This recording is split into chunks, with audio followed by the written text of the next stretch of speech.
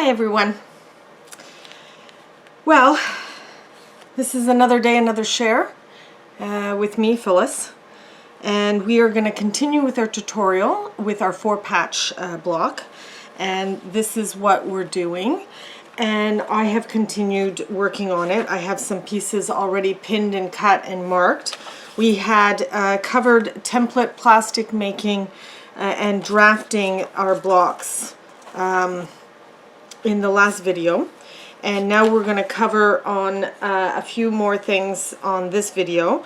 If you need to have more in-depth instructions, because as I go on, I'm not going to repeat everything each time. I will cover a little bit of each, but if you want more in-depth showing, then you have to go back to the beginning of the tutorial, of the different tutorials, okay, starting with the 9-patch. So we're gonna just take the time to cut these out. I thought I'd show it. These were marked, and I'm showing you these because there is a left and there is a right side and a wrong side, not to the fabric but to the pattern. So you want to make sure that you mark your sewing lines, and I'll show you that, and to make sure that you mark on the right side of them, because like I said, there is a direction to this piece within the pattern of the block. So let me just get one of them cut out carefully. I'm using K. Butley scissors, medium size. They have a bit of a ridge, and it holds the fabric very nicely. It doesn't slide out of the scissors as you cut, so you don't get this distortion that some of these bigger scissors might do. So let me just carefully cut on this line.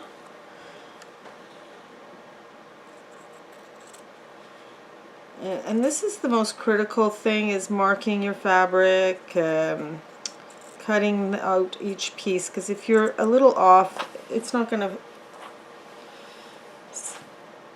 Okay, so I have pinned and marked these guys, okay, and I have pinned and marked these guys, and I'll just put this one here pinned and marked, and this one is pinned and marked. Okay, now we need to put this one in, and we need to put this flower in, and this,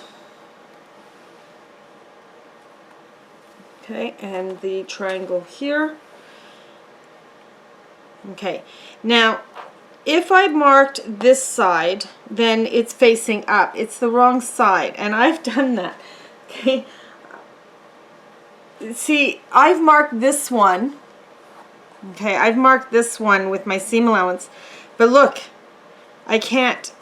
Oh, I can fit it here. Okay, so there's two one way and two the other way, and this one seems to be okay to go like that. And let me just check. No, it goes like, see, it doesn't go there, it goes here. See, it doesn't work. It has to be like this.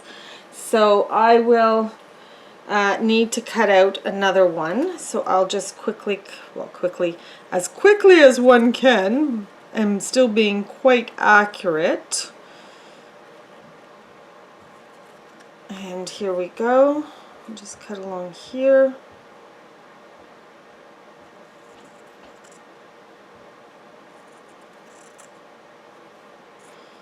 And along this line now. And then we will place it down, so we make sure that we mark the correct side, not the right side of it. And this fabric, it's hard to tell which is the right side, which it isn't. So if you were cutting this out with a fabric that has a right and wrong side, this is a woven fabric, so it doesn't really technically have a right and wrong side. So I could flip it however. Alright, so now I need to mark, this goes here, this one goes here, and this will go here. So now I need to mark these pieces. So I'm just going to get these, this and this out of the way, and I'm going to mark this. But I'm not going to mark on this side. I'm going to flip it to mark it. So now I'm going to show you, and I'm just using a mechanical pencil with a soft lead inside. I think this one's a little harder than I like for that I put in, but it does the trick. I don't need dark lines. I just need lines dark enough to see. Now I hold my pen, I don't hold it this way like we do when we write. I hold it and I just slide it along the edge of the lead, on the edge of it, and you might have to turn as you mark. And I'm marking my 1/4 inch seam allowance. Is basically I'm putting in, oops, I'm putting in my sewing line a 1/4 inch away from the cut line. That's why it's really important, because I'm measuring from the cut line in to get my seam allowance markings done. And so that's why it's very important that you mark and cut your cutting line very carefully. So there it goes. I'm going to flip this one and mark this. So for example, if you were using a fabric that has a right and wrong, visibly right and wrong side, then you have to double check to make sure that you cut your piece in the right direction. So you would have to take your thing, and let me just show you what I mean. So this is like this. If you cut it like this, if you've gone and flipped it, it's not going to work. Okay, it has to be like this, so you make sure that you cut these pieces out, each one out in the right direction. Oh, this way. Okay, so be extra careful with that. And if you have a fabric that is printed and the other side is noticeably the wrong side of the fabric, then it's easy to make sure that you mark the right, you put in your seam allowance on the right, the correct side, which would be the wrong side of the fabric. This fabric that I'm using, this solid fabric I'm using, there's no right or wrong. It's pretty, it's a woven fabric, so it looks the same on both sides. So I had to be very careful to make sure that I did not mark, and I did. I showed you the ones that I made an error with. It's marked, this is, see how it's marked on the wrong side? It should have been marked on this, and this should have been the right side of the, so there we go. So now I'm going to go and place this and this in place. I'm going to place this and this in place. So the first thing I want to do is, oops, wrong side. Okay, there we go. So I want to pin this to this. So I'm going to pick this up, and I really don't know if you can see this, but I'm going to line that up. And hopefully, if I've cut everything super good and I've marked everything super good, there should not be a problem lining these up and pinning in.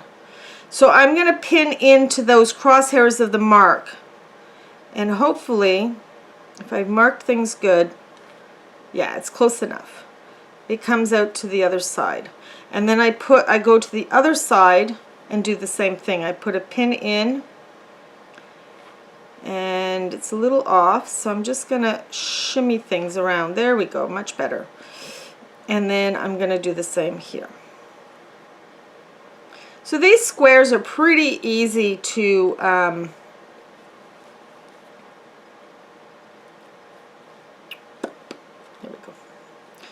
these squares are pretty easy to pin and get them ready for sewing, because there's two squares the same size. But I'm going to show you, I'm going to do this one now, and I'll show you what I mean when I get to these. because these have been cut pretty close to what they're supposed to be.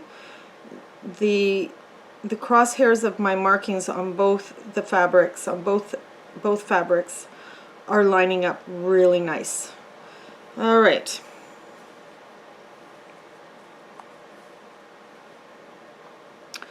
So now I'm going to pin this to this because I'm going to sew. I have to sew those sides together. So this is where this is a stretchy side, so things can get kind of distorted when we sew these together and pin them. So I'm going to take and I'm gonna line them up, and that came like right on. So all right, I'm not really showing it, but maybe on this side I will show you what I mean. Let me see what happens here. All right, I am off on this one. So, and that's what happens sometimes. So I put my needle through here, and then I'm gonna put this one through where it's supposed to be. And here we go. Now there's a little fullness there, but don't worry because that's normal. And it's two different textures of fabric, and they're gonna go together, and that one might stretch a little more easily than the other, and you kind of ease the fullness across the width. Now let me show you that with this one again. I'm gonna put this triangle up into the corner, and let's see if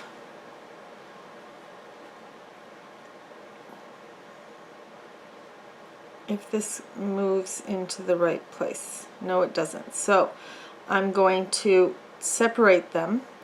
I'm going to put my needle into the crosshairs of my markings where they overlap and crisscross on themselves, and do the same thing on the pink fabric.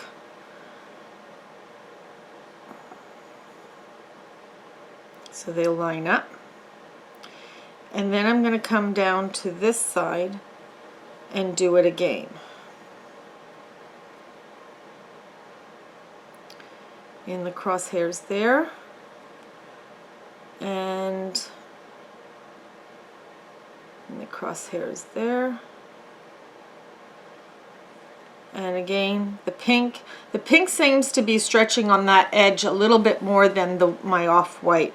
The off-white is a tighter, slightly tighter weave. And so I'm just making sure that I have spread the fullness across that. And I might be pulling a little bit, but I'm trying not to. I'm trying not to pull too much. All I'm trying to do is make sure that the fullness on the pink, the excess fabric on the pink, is even on both sides of this pin that I just put in. So there you go. So now everything is pinned and ready. Now we're going to show you, I work, again, I've mentioned this before in the other tutorials that I've done. I work with an off-white, a gray. If I'm working with a very dark fabric, I might use a black or very dark gray. Okay, so I need to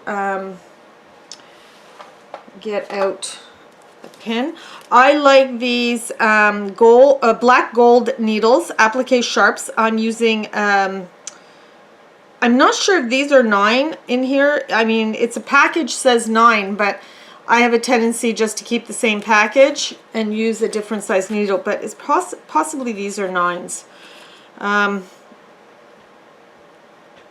So then I'm just gonna thread this. I'm going to put a quilter's knot on the bottom. You do whatever knot works for you, just make sure it doesn't pop through. And I'm going to start with this one here. Now, as you notice, I'm placing things back down in their spot. And the reason why I do that is so I do not get things mixed up. And this is a 4-patch, so I'm going to sew these 2 pieces, which are in my hand, and then I'm going to sew these 2 pieces together, and then I'm going to sew this to this, and I've done a quadrant of the sewing. So we're going to take, I took out the pin and I'm going to put my needle right back into that hole on those crosshairs, and I'm going to back stitch a couple of times, making sure I don't get this tangled. There we go. And one more time back stitch, and then I'm going to start sewing. So I hold my hand, the fabric in my hand, and I literally fold the fabric onto the needle, and I keep this thimble behind so I'm not pushing that way on the needle, because I'm folding and I'm putting some pressure on the needle. So I keep my thimble behind, I don't know if you can see that, behind here, and I just carefully fold the fabric onto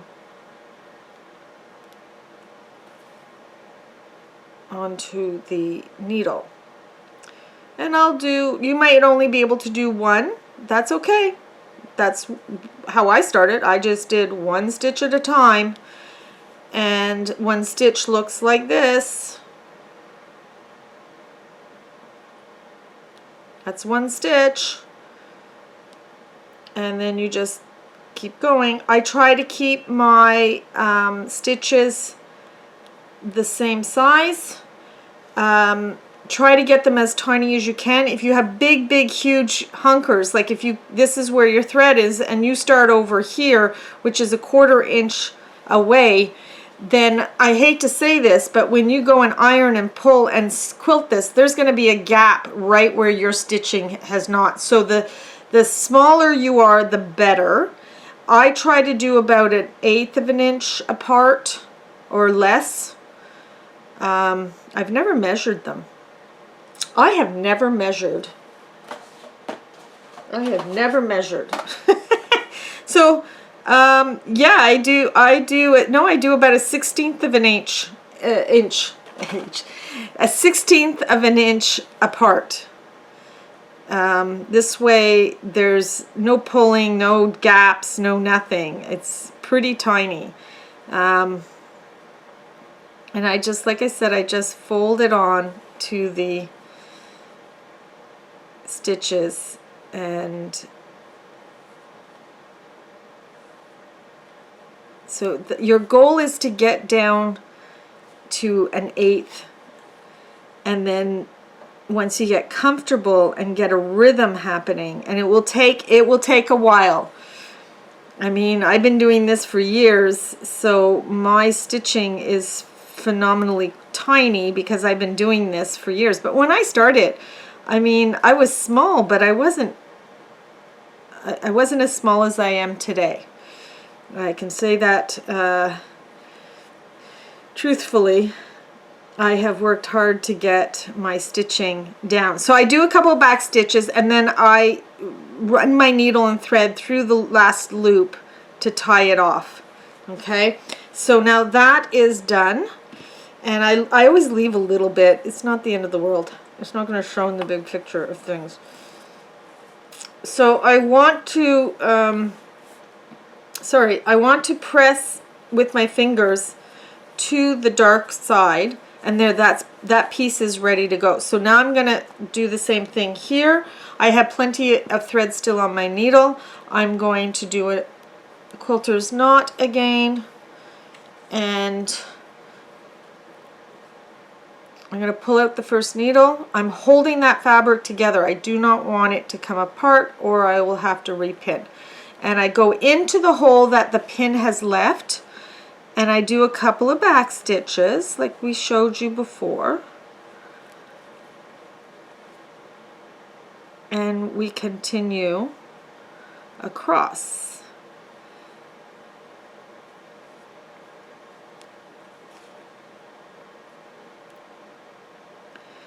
Now, when we sew one module to another, so I'm going to call these two squares that I'm sewing together a module, and this is a module, and this is a quadrant of the block.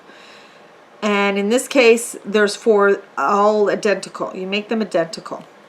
And then you just turn them to place them into their positions. I like to place things out, and then when you notice that I finger press this and put it right back in its proper place and picked up the next thing that I need to sew together. And I do that because I want to make sure that I don't get things mixed up, that I don't mess things up and sew something in the wrong, from the wrong, into the wrong position. So it's very important to sew 2 pieces together, place them back down into their position. So if you have picked up and made a mistake as you picked up and got things turned around, it's only one seam. You haven't put everything, you haven't sewn everything, you know, together and then found out that you had everything into sewn together in the wrong order. And this way you can kind of check yourself as you go. All right, so that one's done. Now I don't have enough. I'm just gonna rethread this needle, and this one is gonna go back. I keep doing that, putting it in my mouth. And I'm gonna finger press to the darker fabric. And this said flower, and this said background. So I know that these are in the right position. That's background, and that's pink. So now I just finger press this, and the reason why I don't go in and iron it, because I'm going to iron everything at the end. So now this piece has to go to this piece, and I'm going to show you how to get through this seam. We do not want to sew it down. We want to leave it flapping. And so here I'm going to pick this up, and I'm going to start getting my crosshairs lined up. No. There, that's better. And I'm going to do this crosshair. Now, even though I finger press this to the dark, I will pull this aside because I don't want to sew that down. So I'm going to find the crosshair here on this side to match up with this one. And it's a little easy because you have a knot from the previous sewing line, and that's kind of where you want to line things up. Okay, and then I'm just going to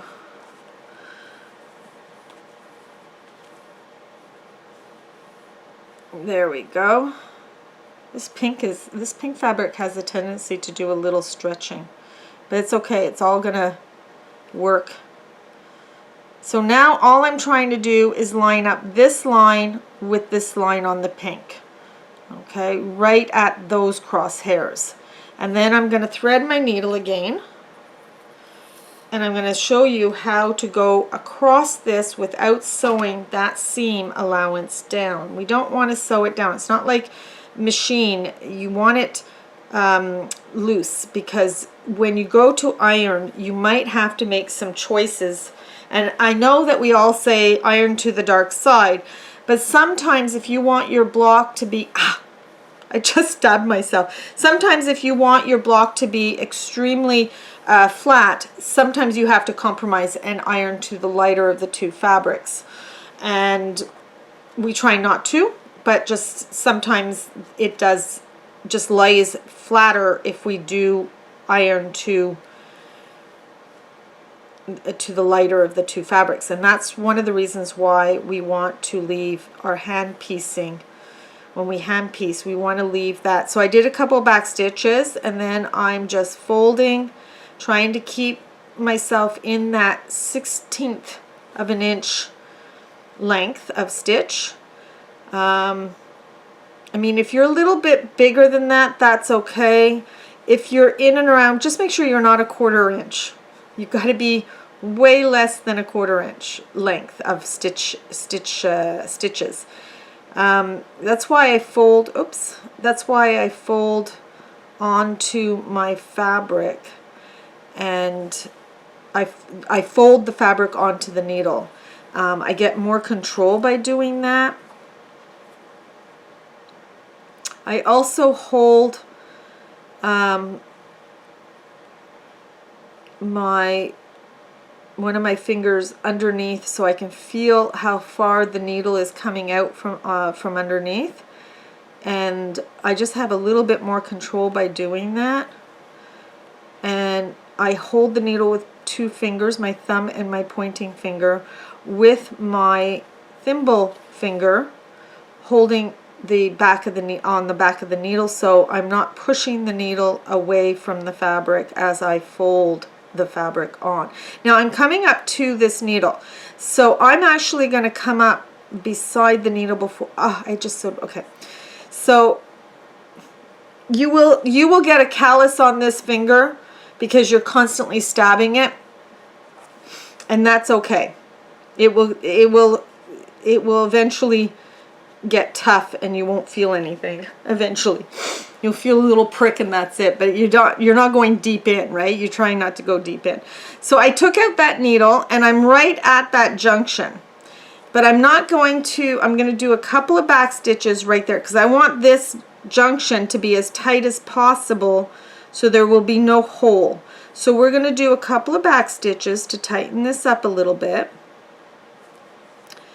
And then we're going to loosen this. We're going to loosen it and we're going to go through to the other side, making sure our needle comes out right on that junction or near the knot that was done here on the crosshair seam. And again, we're going to do a few back stitches to tighten up this side.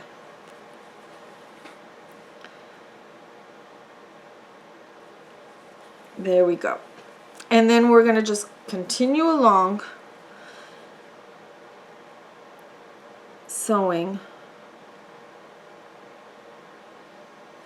folding the fabric. Oh, I got a little bit of a knot. There we go. The fabric onto the needle.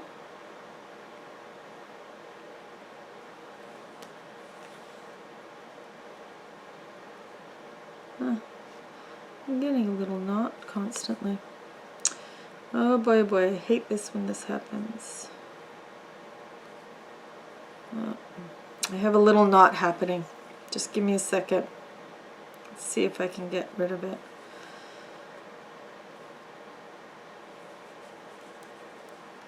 There we go. Sometimes the thread kind of twists on itself and then causes a bit of a knot. So I try to put my needle through the loop that it's caused, and then I just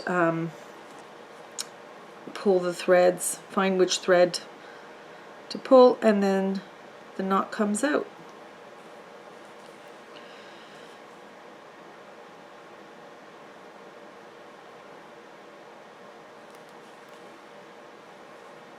So we have a little bit of fullness here. It's going to disappear as I stitch.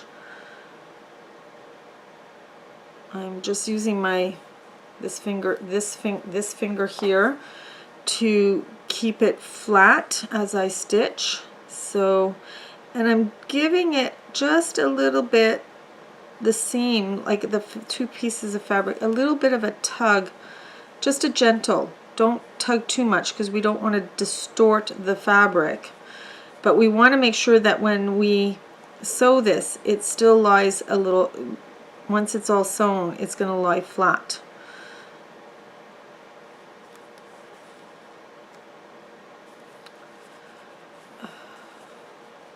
Getting lots of knots on this last run.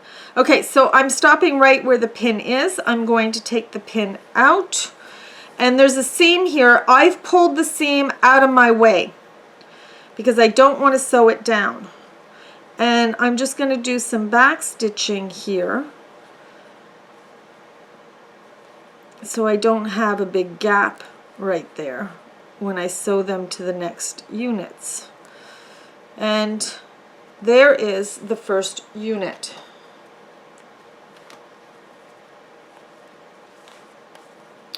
So I'm just gonna